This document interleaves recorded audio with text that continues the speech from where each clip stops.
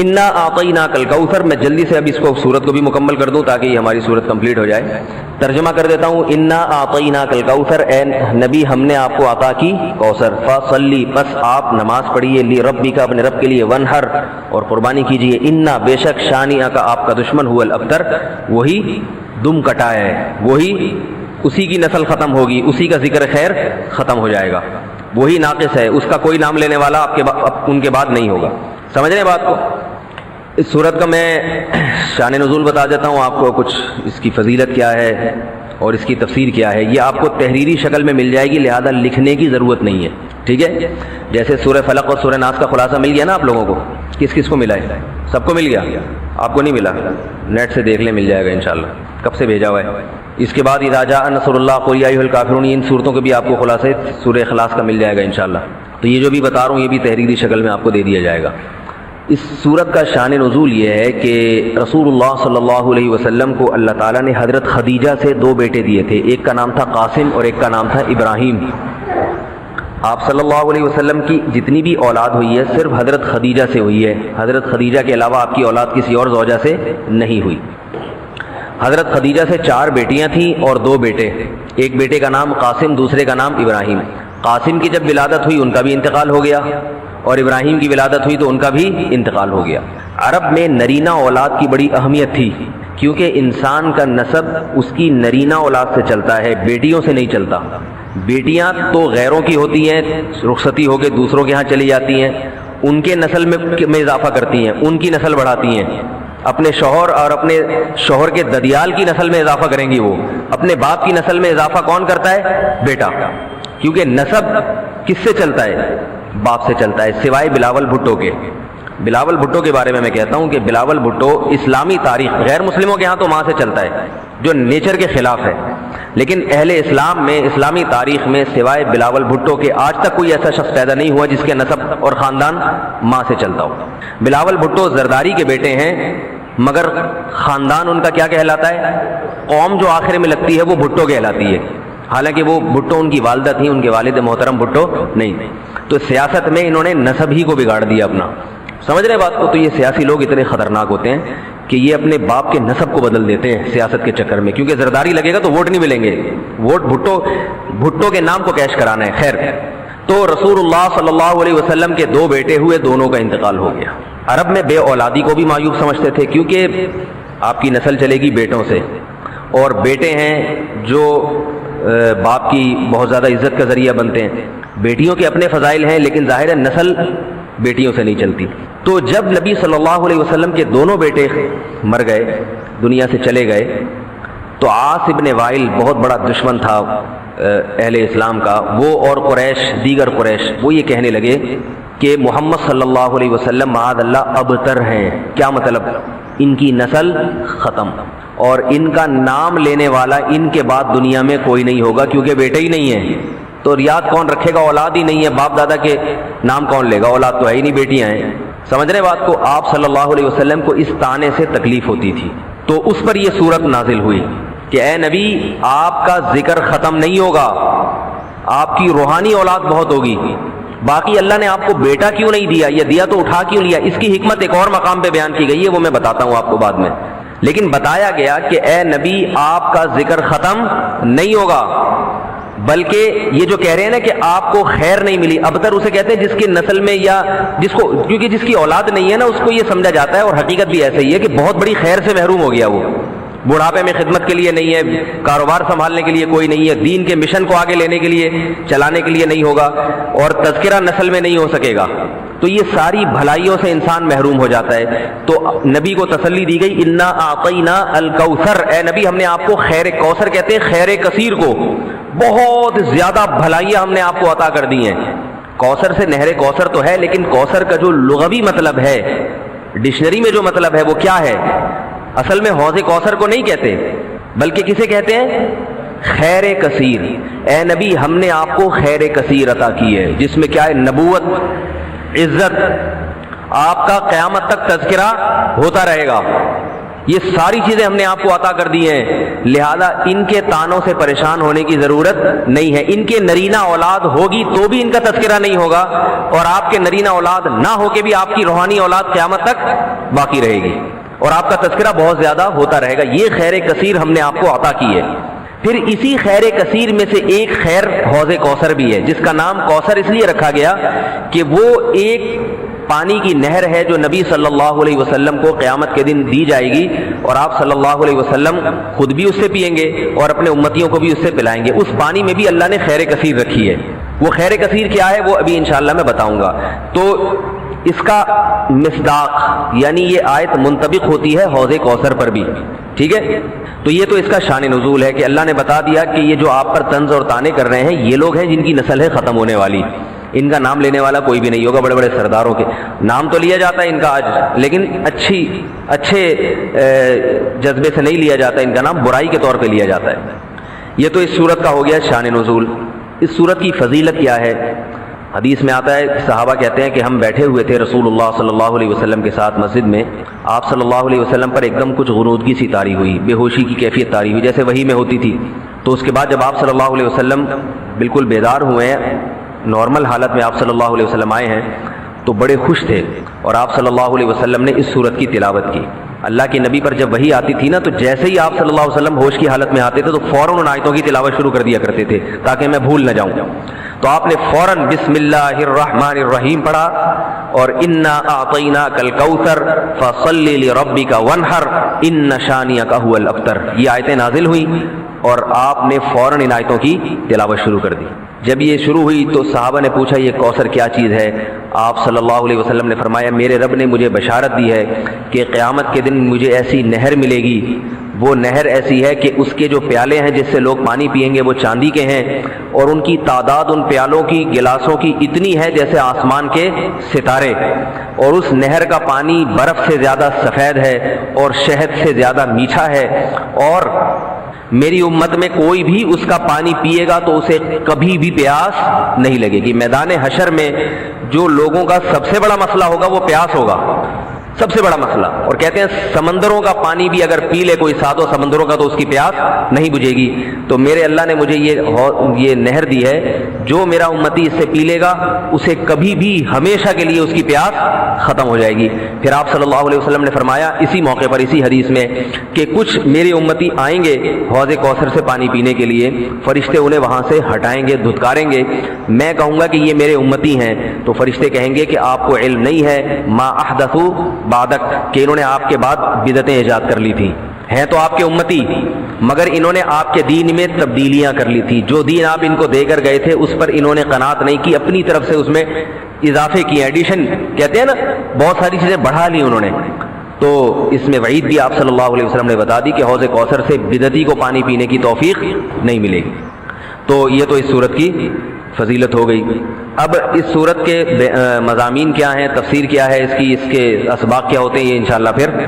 تو جب نبی صلی اللہ علیہ وسلم نے فرمایا نا کہ تم موت کے بعد دوبارہ زندگی ملے گی، تمہیں اللہ کے سامنے حساب و کتاب دینا ہے، تو وہی مشہور سوال تھا سأل سائل بعذاب واقع۔ اللہ فرماتے ہیں واقع کب ہوگا یہ تو میں نہیں بتاؤں گا، میرا اصول ہی نہیں ہے کہ میں قیامت کا علم بتا دوں، لیکن اتنی بات ہے للکافرین لیس لہ دافع، جو بھی اللہ کا منکر ہے، اللہ کو نہیں مانتا، اللہ کے حکام کو فالو نہیں کرتا، جب وہ عذاب آئے گا تو دنیا کی کوئی طاقت اس عذاب سے ان کو بچا نہیں سکے گی۔ تعرج الملائکۃ والروح الیہ فی یوم کان مقدارہ 50,000 سنہ، 50,000 سال کا ایک دن ہوگا۔ کہیں 1,000 سال اللہ نے ذکر کیا میدان حشر کے بارے میں، کہیں 50,000 سال۔ تو علماء نے بیان کیا یہ لوگوں کے حالات کے حساب سے ہوگا۔ یہ ٹائم کے جو یونٹ ہے نا یہ ہر ایک کے حق میں مختلف ہوتے ہیں۔ دیکھو جب ہم پیدا ہوئے تو ہم کائنات کو بننے کے اربوں سال کے بعد پیدا ہوئے ہوں گے نا، تو کیا ہمیں انتظار کرنا پڑا؟ بولو نا کیا ہو گیا؟ اگر ہمیں اللہ انتظار کرواتا ابھی تم عالم ارواح میں ہو، 1 ارب سال کے بعد تمہارا نمبر آئے گا، تو میں تو بوریت سے مر چکا ہوتا۔ کیا خیال ہے بھائی؟ جہاں فلائٹ 1 گھنٹہ لیٹ ہو جائے انتظار میں آدمی ٹینشن میں چلا جاتا ہے، لیکن ہم تو جب آئے تو ہمیں تو لگا کہ کائنات کی ابتدا آج سے ہو رہی ہے جب ہم نے ہوش سنبھالا، کیونکہ ہمارے وہ یونٹ جو تھے نا، جو وقت کی اکائیاں ہیں، وہ ہمارے حق میں اسٹارٹ ہی نہیں ہوئی تھی۔ تو اسی طرح مرنے کے بعد جو مردے کے لیے جو ٹائم کے یونٹ ہے نا وہ چینج ہوتے ہیں۔ ورنہ جو مردہ बेचारा 20,000 साल पहले दफन हुआ है वो तो कब्र में कोई अजाब ना भी हो रहा, वो तो पड़े पड़े ही बोर हो गया होगा कि अल्लाह क़यामत ले आ, मैं तो टेंशन में आ गया हूँ, 20,000 साल हो गए मुझे। तो उसको तो ऐसा नहीं लगेगा कि 20,000 साल हो गए। वो जब दोबारा उसको अल्लाह ताला उठाएंगे तो नेक लोगों को तो लगेगा अभी हम सोए थे और अभी हमें किसी ने आके उठा दिया। जैसे गहरी नींद में जब इंसान सोता है, कई घंटे बाद दफा सोता है, कोई आके उठाए तो उसको लगेगा यार अभी तो मैं सोया था, अभी आपने उठा दिया हमें। तो सोते हुए आदमी के टाइम के यूनिट अलग होते हैं, मरने के बाद के टाइम के यूनिट अलग होते हैं, आलम अरवा के अलग थे। और बात तो ये भी मैंने सुना है कि दूसरे सैयारे पे आप चले जाएं ना जमीन के अलावा, तो वहां भी टाइम के यूनिट चेंज हो जाएंगे।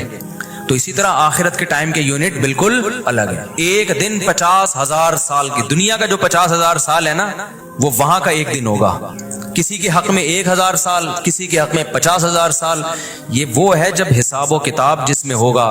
तो अल्लाह नाफरमानों को अजाब से पहले ना हिसाब किताब का अजाब देंगे। अल्लाह हम सबको उस अजाब से महफूज रखे, जिसको कुरान ने एक जगह बयान किया, यजअलुल बिल्दान शीबा, वो ऐसा दिन जो बच्चों को बूढ़ा कर दे, ऐसा दिन यफिरुल मरउ मिन अखीही, इंसान अपने भाई से दूर भागे। इसलिए बड़े बड़े अल्लाह वाले वो जहन्नम से ज्यादा पनाह मांगा करते थे मैदान हशर की सख्तियों से। जहन्नम तो उससे ज्यादा सख्त है, लेकिन मैदान हशर कोई कम चीज नहीं है, वो कोई कम अजाब नहीं है। तो अल्लाह फरमाते हैं कि 50,000 साल के बराबर एक दिन होगा। फस्बिर सबरन जमीलन इन्नहुम यरौनहु बईदा। जब मुशरिक बार बार कहते भाई छोड़ो, अभी ले आओ ना, अभी ले आओ, तो नबी सल्लल्लाहु अलैहि वसल्लम को परेशानी होती कि भाई अल्लाह वक्त बताता क्यों नहीं है, बता दे ताकि मेरी जान छोड़ें ये लोग।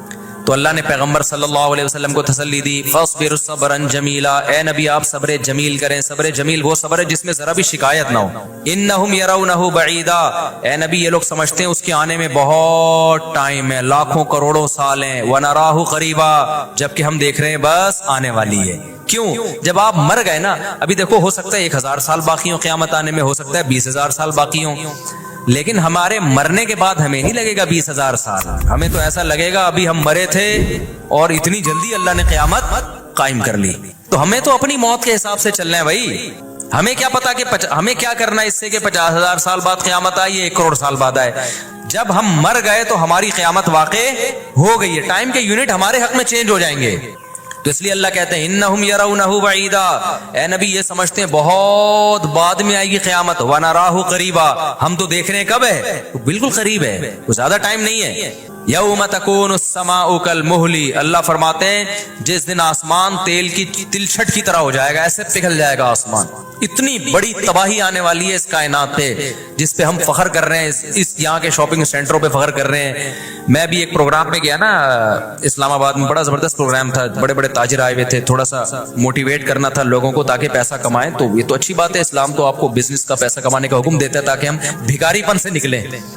भिखारीपन को तो पसंद नहीं किया गया ना, एक शख्स भीख मांगता है, नबी ने उसको पसंद नहीं किया, तो पूरी कौम पूरा कंट्री भिखारी बन के IMF के सामने कशकोल लेके खड़ा हुआ हो, तो हमारे नबी इसको पसंद करेंगे कि वो मुसलमान कौम हो और कौमी सतह पे भिखारी बन चुकी हो। तो ये उलमा की जिम्मेदारी है लोगों को पैसा कमाने की तरगीब दें, बिजनेस की तरफ लेकर आए, ये मजहबी जिम्मेदारी है। तो मेरा उसमें कोई कमीशन नहीं था, मैं गया, मैंने तकरीर की, लेकिन एक चीज का मुझे अंदाजा हुआ कि यार एक चीज यहाँ पैदा हो रही है, पैसा कमाने के साथ पैसे की मोहब्बत भी आ रही है। तो मुझे ख्याल हुआ मैं अपनी स्पीच में ना एक बात कहूं कि आप यहाँ हैं, सारे अरबपति करोड़पति ताजिर हैं, सब अपने अपने तजर्बे शेयर कर रहे हैं कि मैं ये करता था, आज मैंने इतने रुपए कमा लिए, मैं ये करता, ताकि लोगों को मोटिवेशन मिले। अच्छी बात है, बहुत अच्छा प्रोग्राम था।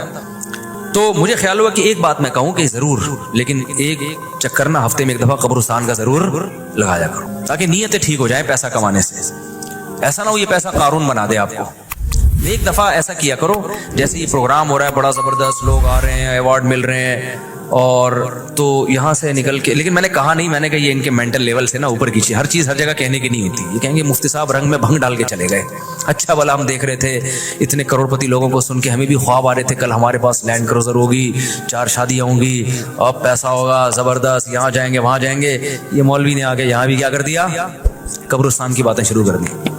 तो वो मुनासिब नहीं था, लेकिन दिल चाह रहा था कि मैं उनसे कहूं, अगला प्रोग्राम वो बोल दूंगा कि बहुत जबरदस्त पैसा कमाएं, एक दफा जाके कब्र में जो आपसे पहला कमा के चले गए ना पहले कमा के یہ یوٹیوبرز تو یہاں آ رہے ہیں اپنا ایکسپیرینس شیئر کر رہے ہیں, میں ایسا کانٹینٹ بناتا ہوں اور میں ایسے محنت کرتا ہوں. اچھی بات ہے, مجھے بڑی خوشی ہو رہی تھی, تھوڑی سی امیدیں ہوئی کہ شاید پاکستان اب شاید اچھی سمت میں جانا شروع ہو جائے, تو مجھے ان پہ وہ کوئی نہیں, وہ تو بہت اچھا کر رہے تھے. بلکہ یہ تو ایک ظرف کے بڑے ہونے کی بات ہے کہ آپ بتائیں کہ میں نے پیسہ ایسا کمایا, ورنہ لوگ بتاتے کہاں ہیں. مجھے ان یوٹیوبرز میں خوشی ہو رہی تھی, وہ بتا رہے تھے ہم نے یہ کانٹینٹ بنایا, ہم نے ایسے چینل بنایا, اتنے پیسے کمائے. تو اچھی بات ہے, شیئر کرو یار تاکہ لوگوں کی غربت ختم ہو, وہ بھی کریں یہ کام. لیکن ساتھ ساتھ ایک بات, یہ پیسہ آپ کو سلیمان علیہ السلام جیسا بھی بنا سکتا ہے اور قارون اور فرعون جیسا, ابو بکر عثمان جیسا بھی بنا سکتا ہے اور ابو جہل جیسا بھی بنا سکتا ہے. کیا خیال ہے, یہ سارے پیسے والے لوگ تھے نا. تو آپ پیسہ کما کے سلیمان علیہ السلام جیسے شکر گزار بن جاؤ, عثمان ابن عفان جیسے غنی بن جاؤ, عبد الرحمن بن عوف جیسے بن جاؤ. اس کے لیے ضروری ہے کہ ہفتے میں ایک دفعہ قبرستان کا وزٹ اپنے خرچے پہ کر لیا کریں, اور ایسے ہی نہیں گزرتے ہوئے وہاں جا کے کھڑے ہو کے قبروں پہ دیکھا کریں کہ میں جتنا بھی بڑا بن جاؤں, میرے یوٹیوب پہ چینل پہ 10 ملین بھی سبسکرائبر آ جائیں, لیٹنا میں نے کہا ہے تھوڑے دنوں میں جا کے بھائی اس قبر کے اندر. لہذا اس پیسے سے میں اس قبر کی تیاری کر لوں تو فائدہ ہے. اور اگر یہ لینڈ کروزر ہی میرا مقصد ہے اور میرا مقصد عیاشی ہی ہے اور شو مارنا ہی ہے, بھائی پھر یہ تو قارون نے آپ سے زیادہ کما لیا, ان خزانوں کے ساتھ ہی زمین میں دھسا ہے وہ. سمجھتے ہو گے نہیں سمجھتے ہو تو تھوڑا سا کبھی کبھار جب بڑے بڑے پروگراموں میں جایا کرو تو تھوڑا سا قبرستان میں, ہمیں تو اللہ نے سہولت دی ہے, بہت خطرناک قبرستان ہے یہ جو ہے نا, کیونکہ گورنمنٹ نے لائٹیں کہیں بھی نہیں لگائیں, تو یہاں تو 2-4 لائٹیں تھی, چرسیوں نے چوری کر لی. اب اندھیرا ہوتا ہے اس میں, اس سے بڑا فائدہ ہوتا ہے. اور جن بھوت بھی لوگوں کو نظر ہوتے نہیں ہیں جن یہاں پر, لیکن لوگوں کو نظر آ رہے ہوتے ہیں, ڈرے ہوئے جا رہے ہوتے ہیں نا. سرکٹا ایک دن نظر آیا کسی کو, بعد میں پتا چلا وہ کم بخت وہ نہیں سویٹر نا یہاں تک اس نے کیا ہوا تھا, سر ہی نہیں تھا اس کو, سویٹر یوں کر کے نا قبرستان پہ بیٹھا رہتا تھا, لوگ بھاگ جاتے تھے بس سرکٹا آیا ہوا یہاں پہ, ٹھیک ہے نا. تو آپ یہ جو ہمیں اللہ نے بڑی سہولت دی ہے, کبھی کبھار ایسا کیا کرو, یہاں چلے جاؤ. رات کے وقت جاؤ گے تو جیسے آپ نے انرجی اپنی خرچ کرنی ہے نا, تو کہتے ہیں ڈاکٹر 1 گھنٹے کی واکنگ سے 15 منٹ کی جاگنگ بہتر ہے. 15 منٹ کی جاگنگ میں اتنی انرجی لگ جائے گی جو 1 گھنٹے کی واکنگ میں نہیں ہوگی. تو دن میں قبرستان 100 دفعہ جانے سے بہتر ہے رات میں 2:30 بجے 1 دفعہ چلے جاؤ. بس رات میں 2:30 بجے 1 دفعہ چلے جاؤ, اور وہاں جا کے بیٹھو, بیٹا آنا کہاں ہے, یہی آنا ہے. اور یہ جو لیٹے ہوئے ہیں نا یہ سارے غریب نہیں تھے, ٹھیک ہے نا. ان میں بہت سارے کروڑ پتی تھے, ارب پتی تھے, 4 شادیوں والے بھی تھے, 1 والی بھی تھے, اور بچوں والے بھی تھے, بغیر بچوں والے بھی تھے, جوان بھی تھے, بڈھے بھی تھے, 30 سال کے بھی تھے, 15 سال کے بھی تھے, 6 مہینے کے بچے بھی تھے. کیا نظر آ رہے ہوں گے قبریں, جا کے دیکھو. کل ہوس اس طرح سے ترغیب دیتی تھی مجھے, وہ ایک شاعر نے بڑا شعر کہا ہے کہ مجھے ہوس جو ہے نا وہ ترغیب دیتی تھی. ہوس نہیں ہوتی پیسوں کی دولت کی کہ یہ سکندر ہے, وہ کہ جو ہے نا, مجھے پورا شعر یاد نہیں, 20 سال ہو گئے سنے ہوئے اس کو. اس کا خلاصہ بتا رہا ہوں کہ ہوس مجھے ترغیب دیتی تھی کہ بھائی پیسہ کماؤ, پھر یہ عیاشی اور اتنی عزت اور ایسا کچھ ہوگا اور بڑے مزے ہوں گے نا, اور نائٹ کلب جائیں گے, شرابیں پیئیں گے اور یہ کچھ کریں گے. کہہ رہے ہیں ایک دن کیا ہوا, مجھے جو ہے قبرستان سے میرا گزرنا ہوا, تو مجھے جو ہے نا میری ہوس نے جو ہے نا مجھے 2-4 قبریں دکھائیں اور کہا یہ سکندر ہے, یہ دارا ہے, یہ کیکاؤس ہے. یہ سکندر اعظم کی قبر ہے, لاکھوں باندیاں تھیں اس کے پاس. آپ تو 2-4 گرل فرینڈ پہ فخر کر رہے ہو, گرل فرینڈ نہیں لاکھوں باندیاں. گرل فرینڈ آپ کے تابع نہیں ہوتی, باندی تو جیسے آپ بولو گے بھائی جو کام آپ اس کے ذمہ لگاؤ گے وہ بھاگ نہیں سکتی, نوکر ہے آپ کی. تو اتنی بڑی بڑی دنیا انہوں نے روئے زمین پہ حکومتیں کی ہیں. آج قبروں کے اندر یہ دارا ہے, یہ کیکاؤس ہے, یہ سکندر اعظم ہے. بڑے بڑے بادشاہوں کی قبریں آپ کو نظر آئیں گی پڑے ہوئے اندر. اب نئے زمانے میں شعر کو ہم یوں چینج کر دیں گے, یہ 10 ملین والا ہے سبسکرائبر تھے, یہ 20 ملین والا, یہ 50 ملین والا. ایک کلپ بعض ایسے مشہور ہو جاتے ہیں, کھجا بھی رہے ہوں گے نا, بس یہ اپنی کھجانے کی ویڈیو ڈال دیں یوٹیوب پہ, لاکھوں روپے کما لیتے ہیں بیٹھے بیٹھے. بعض ایسے مشہور ہو گئے, کچھ بھی نہیں کرے نا, بس وہ کہے کہ ناڑا باندھتے ہوئے دکھاتے ہیں, میں ناڑا باندھ رہا ہوں, میں ناڑا ایسے ٹائٹ کرتا ہوں, زار بند ایسے ٹائٹ کرتا ہوں. اتنے مشہور ہو گئے ہیں وہ, بس لوگ دیکھنا چاہتے ہیں. لوگ پتہ نہیں کیا ہو گیا اب. اللہ یار, وقار زکا نے کل ایک بڑی اچھی ویڈیو وائرل کی ہے یوٹیوبرز کے بارے میں, کہ اب میں وہ یوٹیوبرز کی وہ ویڈیو پہ جو اس نے کمنٹس کیے وہ تو نہیں بتاؤں گا کیونکہ اس پہ وہ اس کا نام لینا کسی کا ٹھیک نہیں ہے. اس نے کہا یار یہ عجیب ولاگر عجیب ٹائپ کے آ رہے ہیں, کچھ بھی کر لو, کچھ بھی کر لو, ملین ایک دن میں 1 ملین ان کے ویوز ہو جاتے ہیں. تو انہوں نے کہا یہ ان ولاگرز کا قصور نہیں, قوم کا قصور ہے. اس نے بڑی اچھی بات کی, اس نے کہا یہ قوم کدھر کو جا رہی ہے بھائی. واش روم میں بیٹھا ہوا بندہ دکھا رہا ہے, دیکھے آدھا اوپر والا دکھا رہا ہے. میں کہتا ہوں اگر وہ نیچے والا پورشن دکھا دے نا, यूट्यूब चैनल बंद कर देगा, बोलेगा भाई इतने सब्सक्राइबर इतना क्राउड हम बर्दाश्त नहीं कर सकते, डीमोनेटाइज कर देगा यार, कहेगा भाई ये हमारे बस में अब। तो लोगों की नेचर देखो यार, कुछ भी जो मशहूर हो जाते हैं, एक दफा मशहूर हो गए ना, बस अब कुछ भी करेंगे, गाली दे रहे हैं, वो वीडियो आ गई, खुजा रहे हैं, लोग देख रहे हैं कैसे खुजाते हैं ये, तो लोग अजीब हैं। बहरहाल जो हो रहा है मैं तो मार्केट में वही बताऊंगा ना आपको। तो अब ये जो सोशल मीडिया से वाबस्ता लोग हैं, जिनके टिकटॉक पे चैनल, यूट्यूब पे चैनल, उनके यहाँ कामयाबी क्या है? 4 मिलियन हो गए, 10 मिलियन हो गए, 50 मिलियन हो गए। तू एक वीडियो इतनी मेहनत से बनाता है, 4 आदमी तुझे मिलते नहीं है, और मैं खुजाता भी हूं ना सर को, तो इतने व्यूज आ जाते हैं। तो कल ये शेयर चेंज होगा, ये सिकंदर है, ये दारा कब्रों में ना, तो कहेंगे ये 10 मिलियन वाला है, ये 20 मिलियन वाला है। ये नाड़ा बांधते हुए एक दफा वीडियो डाली थी इसने, और 20 मिलियन ऐसे हो गए थे। तो ये सब आएगा मार्केट में। तो इसलिए मेरा दिल चाहता है कि मैं इन लोगों से, मेरा उस प्रोग्राम में दिल चाह रहा था एक दफा बोलूं कि आप तमाम हजरात से गुजारिश है, बहुत अच्छा प्रोग्राम है, और अल्लाह करे और पैसा आए और ये लोग अपने तजर्बों को शेयर करें, लेकिन काइंडली थोड़ा सा कब्रिस्तान भी, हमारे नबी ने पैसा कमाने की तरगीब दी है, साथ साथ कब्रिस्तान जाने की भी तरगीब दी है। सही बुखारी की हदीस है, कुन्तु नहयतुकुम अन ज़ियारतिल क़ुबूरी फ़ज़ूरूहा फ़इन्नहा तुज़क्किरुल आखिरा। नबी ने फरमाया मैंने तुम्हें कब्रिस्तान जाने से मना किया था, क्योंकि बिदअतें हो रही थी, शिर्क फैल रहा था, लेकिन अब तौहीद कायम हो गई है, शिर्क का खतरा खत्म हो गया। फरमाया फ़ज़ूरूहा, कब्रिस्तान जाया करो, क्योंकि इससे आखिरत याद रहती है। इंसान अपनी औकात में रहता है, अपनी औकात से बाहर निकलने की कोशिश नहीं करता। तो अल्लाह मियां भी फरमा रहे हैं, तुम उसको बहुत दूर समझ रहे हो, हम समझ रहे हैं बहुत करीब है, और ये जितनी रंगीनियां इस कायनात की नजर आ रही है ना, ये सब टूट फूट के मिट्टी होने वाली है, बराबर होने वाली। तो यौम तकूनुस समाउ कल मुहल व तकूनुल जिबालु कल अहन। इतने बड़े बड़े पहाड़ अल्लाह कहते हैं रुई की गालों की तरह उड़ेंगे। आप सब्सक्राइबर को लेके बैठे हुए हो, ये बड़े बड़े पहाड़ जो हिल नहीं सकते ना, ये रुई की गालों की तरह उड़ रहे होंगे। वो तकूनुल जिबालु कल अहन वला यसअलु हमीमुन हमीमा। जिगरी दोस्त भी किसी दोस्त को नहीं पूछेगा। तो अगले हफ्ते इंशाल्लाह यहां से मैं आगे से शुरू करूंगा, ताकि ये सूरत हमारी खत्म भी हो। अल्लाह ताला हमें मौत से पहले पहले ना तैयारी की तौफीक अता फरमा दे। दुनिया कमाओ जरूर भाई, इतना फ्री ना कराओ जितना हम दुनिया को फ्री करा रहे हैं, इतना कराओ जितना यहां पर रहना है। अल्लाह ताला समझने की, अमल की तौफीक अता फरमाए।